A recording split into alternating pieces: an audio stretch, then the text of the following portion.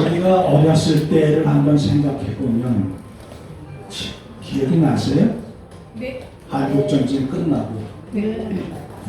그때 지금 생각해 보면 꿈만 같지 않습니까? 네. 저는 정말 꿈만 같습니다. 53년 전쟁이 끝났을 때 우리나라 1인당 국민소득 66불이었어요.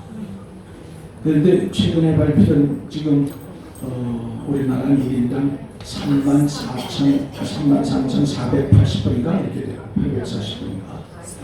70년 동안 500배가 됐습니다. 기가 막힌 거죠. 정말 대단한 나라입니다. 지금 경제 규모가 세계 10위, 과학기술이 7위, 그리고 3050 지난번에 말씀드렸죠. 1인당 3만 달러가 넘고 인구 5천만 명이 넘는 3050 클럽이 7개 나라밖에 없는데 우리가 그 7번째 나라. 그야말로 대단합니다. 지금 한국은 전차, 탱크죠. 전차, 대포, 또 뭡니까 항공기 이런 그 방위 산업, 방위 무기, 방산 무기, 전쟁에 필요한 무기들을 아주 수출하는 대단한 방위 산업 강국이죠. 몇 가지만 말씀드리면 소형 원전 기술. 요새는 그 원자력이 이렇게 크지 않고 도시 근처에 작은 원자력 발전을 해서 그 도시에서 직접 쓰게 만드는 이런 소형 모듈을 이제 지금 추세가 그렇게 되어 있습니다. 그 기술이 한국이 1위예요. 또 전자정보 기술 2위, 조선업 배 만드는 거 2위, 잠수함 생산, 잠수함을 만드는 것이 5위입니다. 자동차 생산 5위, 철강 생산 6위, 그리고 AI, 인공지능이죠. 인공지능 4대 국가입니다. 4위. 그 다음에 교육용 로봇을 만들어서 판매하는, 수출하는 3대 국가입니다. 그리고 이런 또 많지만 세계 1등 상품이 151개나 돼요. 세계 1등 상품이 151개나 된다. 또 우리나라는 문화를 수출하는 7개 나라 중에 하나입니다. 문화를 수출한다는 것은 보통이 아니거든요. 지금 K-팝, K-드라마 이런 것이 막 성품적인 인기를 끌고 있죠. 북한에서도 한국 드라마를 지금 열렬히 보려고 그러죠. 그렇게 막아도 봅니다. 한국 드라마를 보고 탈북하는 사람들이 꽤 많아요. 그러니까 그 문화를 수출한다. 대단한 거죠. 또 우리 한글은 세계적인 세계 언어학자들이 꼽은 최고의 언어죠. 글자죠. 그래서 글자가 없는 그 국가에 수출을 하고 있습니다. 유엔에서 수출, 한국어를 한글로 써라. 그러니까 예를 들어서 중국처럼 어디 그 자기네 말을 한글로 씁니다. 띵삐야 이러면은 띵삐야. 우리는 봐도 뜻을 모르지만 그 사람들은 알죠. 그런 한글을 수출한다 이런 거죠. 지난 8월달에 미국의 US 뉴스지에서 세계 10개 강국을 선정했어요. 미국, 중국, 러시아, 독일, 영국, 대한민국, 프랑스, 일본, 사우디아라비아, 아랍에미레이트. 우리가 6위에 올랐습니다. 그런데 중국, 러시아, 중국 중에서 경제가 상당히 피폐하고 문제가 심각해요. 러시아도 전쟁하면서 보니까 별게 아니더라고요. 그래서 중국, 러시아 빼면 우리는 4번째 나라가 됩니다. 프랑스와 일본보다 우리가 위에요. 여기 보면 대단한 겁니다. 경제력, 국방력, 문화력 이것이 지금 세계 최고 수준에 가 있습니다. 그러니까 이를테면 현재 우리 대한민국은 최고의 절정기가 있습니다. 그러니까 우리나라 역사가 전 정확히는 몰라요. 반만 년, 그러죠? 5천년 역사 뭐 이렇게 얘기하는데 진짜일까요? 그건 모르죠. 정확히는 모릅니다. 그런데 5천년 좀 더 됐지 않을까 싶은데 그 역사를 통틀어서 우리 대한민국이 지금 최고의 절정기에 가 있다. 정말 세계 속에 대한민국, 우뚝 선 대한민국, 자랑스러운 대한민국, 그것을 여러분과 제 같이 만들어 왔습니다. 절정기에 이르렀다. 그런데요, 절정기에 되면 위기가 찾아옵니다. 지금 우리나라도 위기가 곳곳에서 위기 징후가 보여요. 이것은 상당히 심각한 문제입니다. 국가가, 나라가 망하는 데는 외부의 침입도 있죠. 그러나 그거보다는 더 뭐가 문제냐? 내부의 부패, 분열 이런 것들이 문제입니다. 그래서 역사적으로도 보면요, 그 내부의 문제 때문에 망한 나라들이 많습니다. 나라가 오래가지 못하는 이유는 강해져서 큰 성취를 이루었지만, 절정기에 도달했지만 내부가 분열되고 부패하고 목적이 흐려지고 이렇게 돼서 망하는 그런 나라들. 전체 지구 역사를 통틀어서 보면 다 그렇습니다. 그렇지 않은 나라는 별로 없어요. 이제 우리나라도 그런 위기의 징후들이 곳곳에서 드러나고 있다. 우리는 이 점을 좀 심각하게 생각해야 되지 않느냐. 첫째는 지난 시간에 말씀드렸던 인구 소멸의 문제입니다. 인구가 지난번 시간에 말씀드렸었죠.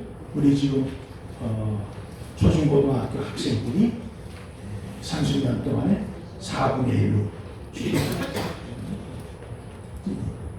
2013년인가요? 그때부터 출산율이 1.0 이하로 내려갔어요.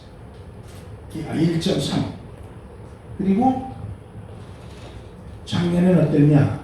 작년에 0.78이었습니다. 금년은 0.6일 거다. 작년에 25만 명 낳았어요, 아기를.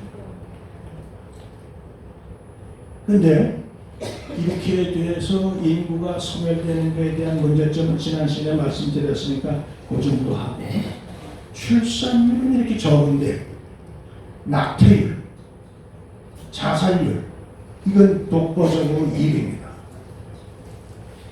낙태는 공식적으로 통계를 못 잡습니다.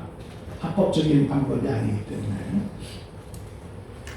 근데 이제 의사들이 대략 이렇게 낸 통계를 보면 최소 32만 명에서 최대 100만 건수가, 낙태 건수가. 그러면 보세요. 25만 명이 태어났는데 100만 명 낙태로 없어졌다. 이 정상적인 나라라고 보기가 어렵죠. 심각합니다. 그래서 문제가 심각하다. 자살률은 어떠냐? 자살률도 세계 최고입니다. 압도적인 1위입니다. 대한민국이 1위 한 걸 참 좋아해요. 그래서 자살도 1위예요. 2019년 OECD 국가, OECD면은 경제협력개발기구 OECD, 잘 나가는 나라들이죠. 우리나라는 김영삼 대통령 시절에 OECD에 25번째인가 28번째로 가입을 해서 현재 OECD 국가는 38개국입니다. 그런데 그때 OECD 국가 38개국의 평균 사망률이 인구 10만 명당 평균이 11명입니다. 11명. 그런데 19년도에 우리는 몇 명이었냐? 다른 나라는 11명인데 우리는 24.6명입니다. 비교가 안 되죠. 2022년 작년에는 25.2명이었습니다. 그러니까 그것을 계산을 해보면 매일 36명이 자살을 해요. 40분마다 한 명씩 자살을 해요. 왜 그럴까? 이런 게 이제 문제가 되겠죠. 그래서 인구 문제가 첫째. 두 번째는 이제 사회적 가치, 규범 이런 것들이 혼란스럽습니다. 물질적 가치가 높아져서 우리가 여러분 과거에는 어땠습니까? 열심히 일하는 게 중요했죠.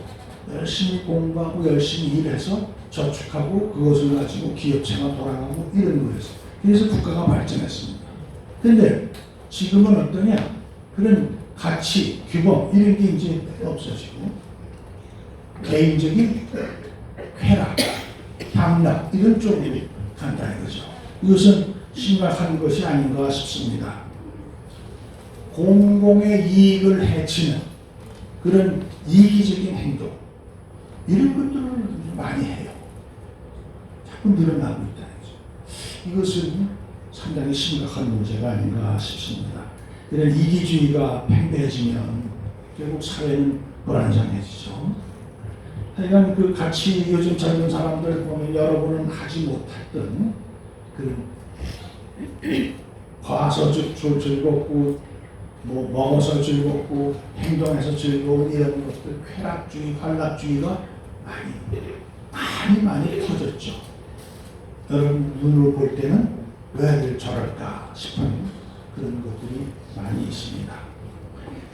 그렇게 사회 규범이 이제 무너지고 불신하고 공정치 못한 것을 보고 이러니까 고소고발이 많아요.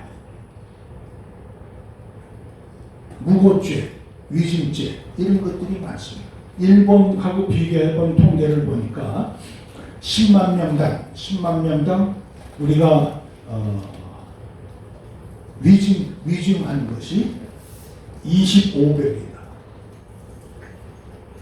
무고죄가 25배, 무고죄는 40배. 그러니까 우리나라가 얼마나 일본은 상당히 가치관에 아직도 정통적인 가치관에 충실한 면이 많이 있는데 우리는 이렇게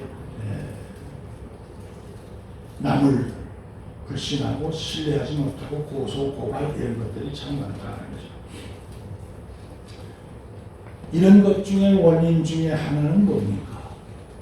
사회적, 제도적, 국가적으로 볼 때 가장 기본 단위는 가족이죠. 가족이 있어서 옛날엔 요즘 그 가끔 나이도 보면 같이 대식구가 앉아서 밥 먹으면서 이런 건 이렇게 하는 거다 저는 이걸 뭐라 그래요? 밥상머리 계획이라고 하죠. 요즘 가족이 그런 게 없잖아요. 통계를 낸 걸 보니까요. 장로니가 인구 조사를 했는데 혼자 사는 사람 1인 가구가 34%를 넘어요. 이건 뭔 얘기입니까? 세 가구 중에 한 가구는 홀로 가구다. 그럼 홀로 가구니까 어떻게 됩니까? 남을 생각할 필요가 없다고 생각하는 거죠. 남을 생각해야 되는데 남을 생각하지 않고 남을 의식하지 않고 내 마음대로 이것이 사회를 흐트러지게 되는 것 중에 하나다 이렇게 볼 수도 있습니다. 34.5%가 작년에 보니까 혼자 산다. 이거 참 심각한 문제가 아닌가 싶습니다.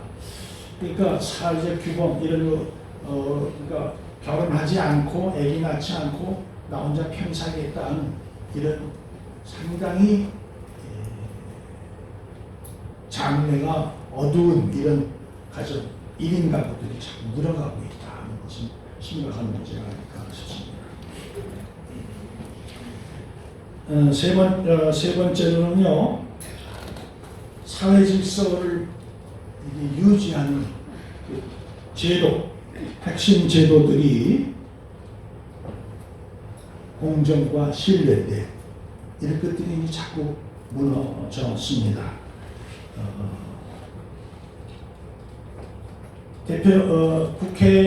국회의원들이 그 시대의 변화에 따라서 국민들과 사회 발전을 위해서 필요한 법을 빨리빨리 없앨 거 없애고 새로 만들어 주고 해야 되는데 그런 걸 잘 안 해요.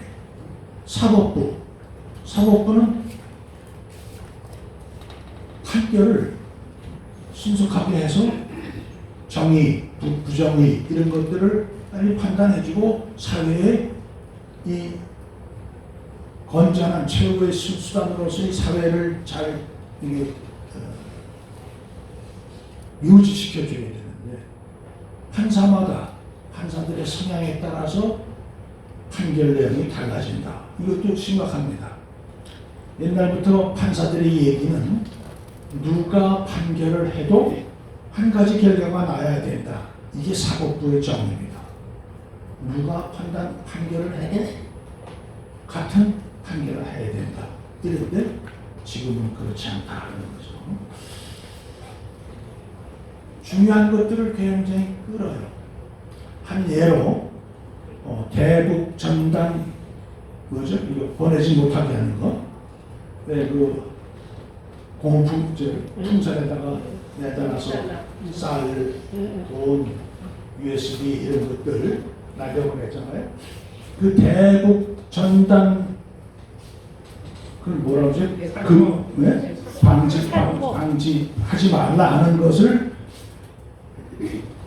법으로 냈어요. 그러니까 그걸 헌법 소원했죠. 이게 합헌이냐 위헌이냐. 근데 그거 하는데 3년이나 걸렸어요. 얼마 전에 위헌이다 이렇게 나왔죠. 그런 거 3년씩 걸린 일이 아니죠. 그러니까 사회 규범이 그 사이에 많이 망가질 수밖에 없다 그런 겁니다. 그렇게 그런 문제들이 많습니다. 네 번째로는 공권력이 무너지고 있어요. 공권력이 예를 들어서 대건 간첩 잡고 하는 일, 이것은 국정원에서 해야 됩니다. 국정원에서 해왔어요. 거기는 유능한 이 정보원들이 있고 오랫동안 노하우가 쌓여져 있어서 잘해요.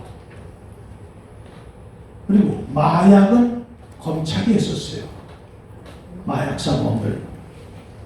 그것을 국가정보원의 대공수사는 그 일, 또 마약 사범이 검거하는 일, 이런 거를 경찰로 넘겼어요. 그러니까 경찰은 인력이 모자라요. 인력도 모자라지만 그런 능력이 부족해요. 그동안에 쭉 쌓여온 것들, 예를 들어서 국정원에서는 간첩을 어떻게 수사한다. 또 검찰에서는 마약을 어떻게, 그러니까 누가 마약을 하는 걸 봤다 그러면 거기서부터 쭉 찾아서 뿌리를 찾아서 일망타진을 하고 했거든요. 근데 그런 능력이 현지 경찰에서는 노하우를 축적 못했기 때문에 없다. 이런 것이 이제 심각한 문제가 되고 있죠. 지금 우리나라 그동안은 마약 청정국이었습니다. 마약하는 사람이 몇 명 없었어요. 근데 요즘은 어때요? 그래요. 학생들까지도 마약에 접근이 되어 있습니다. 군대 내무반에도 마약을 하는 일이 있다. 이게 심각한 문제가 아닐 수가 없어요. 마약 청정국이 아닙니다. 이 빨리 대공 수사 능력, 마약 검거 능력, 이것을 빨리 강화시켜야 될 것이 아니겠느냐. 재작년에는 청주 간첩단이 잡혔었죠. 또 작년에는 제주 간첩단, 금년에는 창원 간첩단, 또 민노총 간첩단 이런 것들이 밝혀졌습니다. 거기를 가보니까 국회에 지령문이 와 있어요. 또 거기에 대해서 보고한 보고문도 있어요.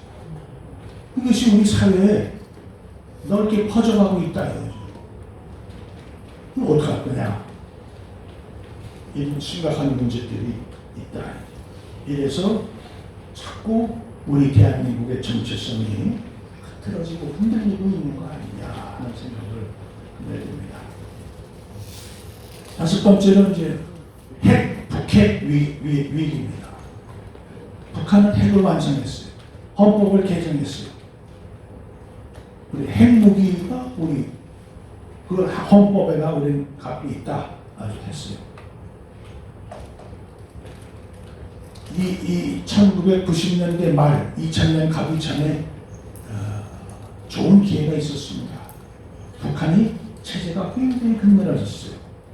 아주 위태한데 그때 우리나라에서는 땅을 지원했어요. 그리고 목숨을 자꾸 연장시켜준 거죠. 그리고 이걸 주면 그거를 거기서 인민이라고 그러죠. 그 백성들한테 나눠서 그들이 먹고 살게 해주는 게 아니라 어떻게 그 돈을 핵무기 개발하는 데 썼다. 어떤 사람은 북한에 갔다 와서 대통령이 북한에 갔다 와서 한 말씀이 북한은 핵무기를 개발할 생각도 없고 능력도 없고 그거 우리가 지원하는 돈을 핵무기 개발에 사용한다는 것은 어불성설이고 그냥 말도 안 되는 얘기다 이랬습니다. 그러나 핵을 개발하는 것은 뭐예요? 김일성의 유훈입니다. 김일성은 일본이 핵폭탄을 맞고서 나가 떨어진 걸 보고 또 핵을 가져야 되겠다 해서 핵무기를 개발해야 되는 게 유훈이에요. 그래서 지금은 완성이 돼서 헌법에까지 북한 헌법에까지 이렇게 넣었다는 거 아닙니까? 그럼 왜 우리나라는 못하나요?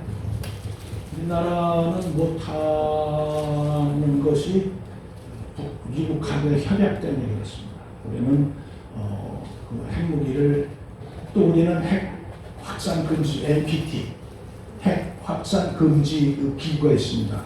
거기 가입된 회원이에요. 북한은 탈퇴됐거든요. 그러니까 우리는 현재 공식적으로는 할 수가 없습니다. 또 미국이 우리나라에 대해서 이 이상은 안 된다고 이걸 막아놨습니다. 미사일도 처음에는 300km 그러다가 800km 이제 지금은 이제 우리나라 만드는 미사일이 그 미국이 양해해서 그래서 지금 5,000km, 8,000km 이런 걸 개발을 했고 하고 있고 합니다. 핵무기도 어떨지 모르겠습니다. 전 내용은 잘 모르지만 우리나라도 이승만 대통령 때부터 원자력 그 전기 발전소를 준비를 했고 박정희 대통령도 핵폭탄을 만들려고 준비를 했습니다. 그 유명한 이휘수 박사가 대통령 뜻을 받들어서 준비를 많이 하다가 불의의 사고로 세상을 떠나게 됐던 그런 일도 있습니다. 그러니까 그러한 것들이 이제 그리고 이제 유엔에 있는 주 유엔 북한 대사 이 친구들이 이 대사가 하는 얘기가 유엔 회의에서 앞으로 핵전쟁이 일어날지도 모른다 하고 일종의 협박이죠. 이런 공갈을 하고 있습니다. 실제로요. 지금 국제 정치가 또 전쟁을 연구하는 사람들 이런 사람들이 보면 지금은 이제 러시아와 우크라이나 그다음에 이스라엘과 하마스 이 전쟁이 있는데 다음 전쟁 발발 가능성이 높은 나라는 어디냐? 대만, 대한민국 이런 데다. 그러니까 심각합니다. 우리 정신 똑바로 차리고 우리 군대가 강군이 돼서 누가 대표도 이길 수 있는 이런 군대를 만들고 우리 국민들도 그렇게 성원을 해줘야 되지 않는가 이렇게 생각합니다. 시간이 많이 갔네요. 노래 시켜가지고 그렇습니다. 국가 위기가 왜 오느냐? 지금까지 말씀드렸던 그거는 전부 우리 무슨 가족, 무슨 교육, 뭐 여러 가지 제도가 있잖아요. 사법 뭐 이런 거. 제일 중요한 문제는 정책입니다.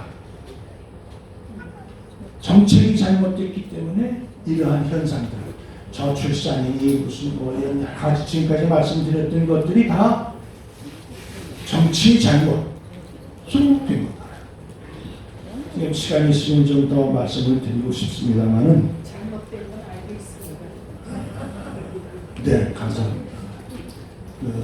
말씀드리기가 시간이 없어서 그렇습니다만 하여간 정치는 우리 저 개인, 여러분 개인, 우리 가족, 우리 동네 사회, 대한민국, 세계 여기에 가장 중요한 역할을 하는 것이 정치가 아니냐.